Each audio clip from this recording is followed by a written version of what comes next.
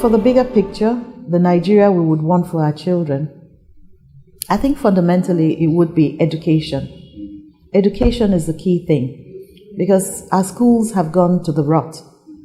I went to a public school, a government school, and for secondary school, Queen's School, Enugu. I went to Queen's School, Enugu. I went to University of Nigeria, Enugu campus, studied law.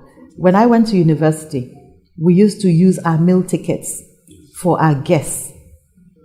Our meal tickets were things that we would actually invite guests to come have lunch or dinner with us. The meal was that good? It was that good. We had ice cream for dessert.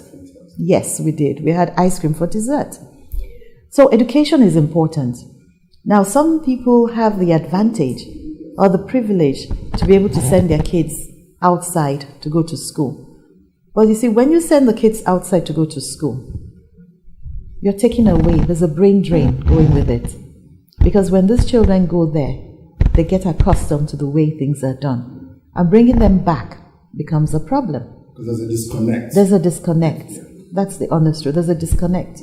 So you find that a lot of these children, we're giving them quality education, but they're not bringing it back to impart on what is going on in the country. And like someone said lately, they integrate into the mainstream easily there. Yes. And it becomes a problem that coming back here is a big challenge. It's a big challenge, you know, because when you're out there, even when they're in school, they go through internships. True. And these internships, no sooner do they start, the internships want to retain them. True.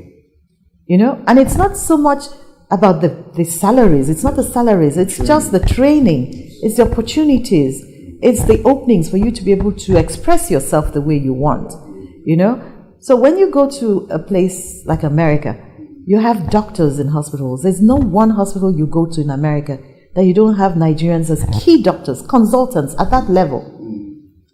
And then when I ask them, I talk to them, I say, what are you doing here? And then the question I get is, what will I be doing when I come back to Nigeria? So that means that we don't have an enabling environment No, we don't. for them to thrive here. No, we don't. So the ball comes back here. Yeah. Then we don't have the enabling. Right now, I mean, we're just a few minutes getting set for this interview. I had to call for them to put on the generator so we can have light. That shouldn't be, you know? So these are some of the problems we have. But I think education is key. Because if we make education what it ought to be, then our kids will stay here, they'll go to school here, and then offer them the opportunity to be able to do things